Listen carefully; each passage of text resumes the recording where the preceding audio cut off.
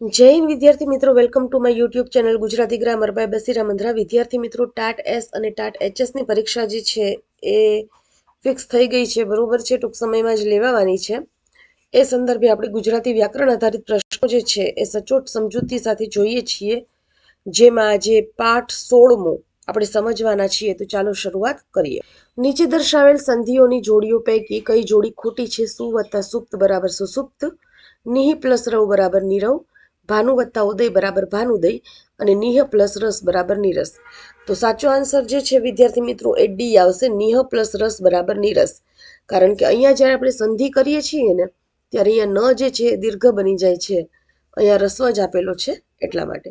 આગળ જોઈએ. નીચેના શબ્દનો સમાનાર્થી શબ્દ જણાવો. અંબર, મેઘ આડંબર, આકાશ, સાડી અને આંબાર.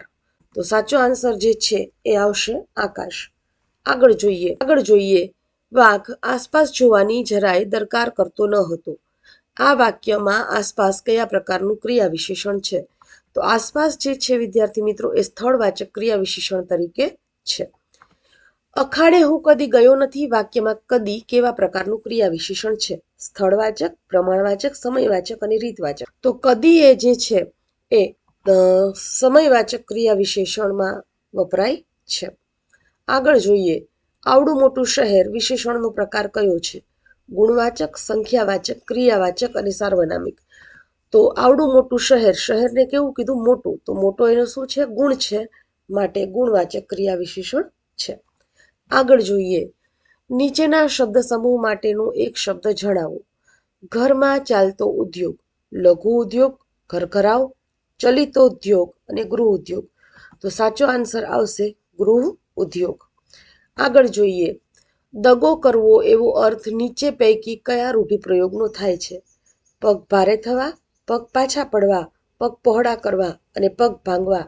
તો સાચો આન્સર આવશે પગ પહોળા કરવા. આગળ જોઈએ. નીચેના શબ્દનો વિરુદ્ધાર્થી શબ્દ જણાવો. અમૃત, મીઠું, કડવું, મધુર અને વિષ. તો અમૃતનો વિરુદ્ધાર્થી શબ્દ જે છે એ વિષ એવો થશે. નેક્સ્ટ. સિંધુર્મી નીચેના પૈકી કઈ સંધિ સાચી છે? તો અહીંયા પેલા આન્સર ઉપર જ જઈએ, પછી તમને સમજાવી દઉં. સિંધુ વત્તા ઉર્મી પ્લસ પેલા ધની સાથે જે ઉ જોડાયેલો છે એ રસ્વ છે, પ્લસ પછી જે ઉ જોડાયેલો છે એ દીર્ઘ છે. નિયમ એવો છે કે રસ્વ ઉ વત્તા દીર્ઘ ઉ બરાબર અહીંયા જે છે એ દીર્ઘ ઉ બને. ઓકે. આગળ જોઈએ. માત્રાદેશની નીચેના પૈકી કઈ સંધિ સાચી છે? માત્રા વત્તા આદેશ, માત્રા વત્તા દેશ, માત્ર વત્તા આદેશ અને માતૃ વત્તા આદેશ. તો માતૃ વત્તા આદેશ જે છે એ સંધિ સાચી છે. નેક્સ્ટ. વ્યોમ તો વ્યોમના જેવું, સિંધુ એ સિંધુના સમો. આ પંક્તિનો અલંકાર ઓળખાવો. રૂપક, વ્યતિરેક, અનન્વય અને સ્વાભાવોક્તિ. તો વ્યોમ તો વ્યોમના જેવું ઉપમેયને ઉપમાન તરીકે સ્વીકારવામાં આવ્યું. અહીંયા આપણે સિંધુ એ સિંધુના સમો એટલે અનન્વય અલંકાર આવશે. આગળ જોઈએ.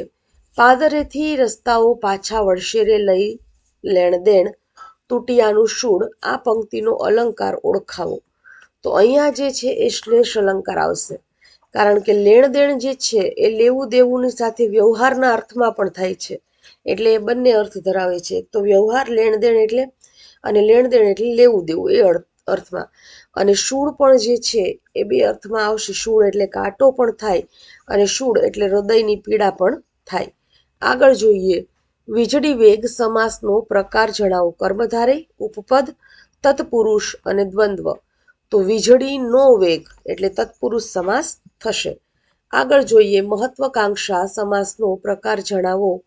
બહુવ્રીહી, તત્પુરુષ, કર્મધારય અને દ્વંદ્વ. તો મહત્વકાંક્ષા, આકાંક્ષા કેવી છે? મહત્વની છે. પેલો શબ્દ વિશેષતા દર્શાવે છે, માટે કર્મધારય સમાસ છે.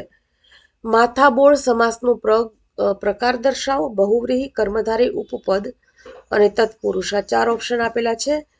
પગથી લઈ અને માથા સુધી એવો એનો અર્થ થાય.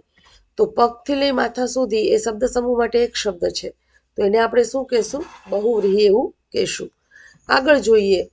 નખ શીખ સમાસનો પ્રકાર દર્શાવો. બરોબર છે. તો આમાં પણ એ જ અર્થ થશે. નખથી લઈ અને શીખ સુધી એટલે બહુવ્રીહી. નીચે દર્શાવેલ સામાસિક શબ્દનો સાચો સમાસ લખો. આગગાડી, કર્મધારય, મધ્યમપદ લોપી, દ્વિગુ અને ઉપપદ.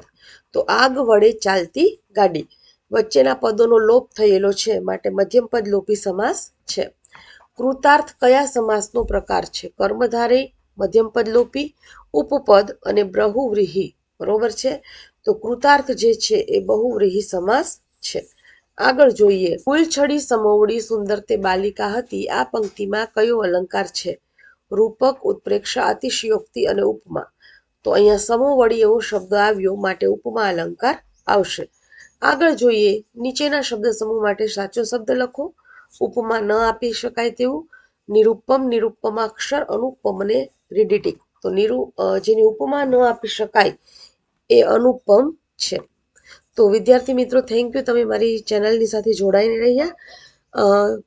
ચેનલને લાઈક કરવાનું, બીજા વિદ્યાર્થી મિત્રો સાથે વિડીયોને શેર કરવાનું અને સબસ્ક્રાઈબ કરવાનું ભૂલતા નહીં. હજુ ઘણું બધું જે છે એ ટેટ ટાટના વિદ્યાર્થીઓ માટે આ ચેનલ ઉપર જોવા મળશે, જેમાં પત્રલેખન, ચર્ચાપત્ર, નિબંધ લેખન અને સંક્ષેપીકરણ જે છે એ ખાસ કઈ રીતે કરવું એની બહુ સચોટ અને વ્યવસ્થિત સમજૂતી તમને આપવામાં આવશે. તો જોડાયેલા રહેજો મારી ચેનલ સાથે. જય હિન્દ, જય ભારત.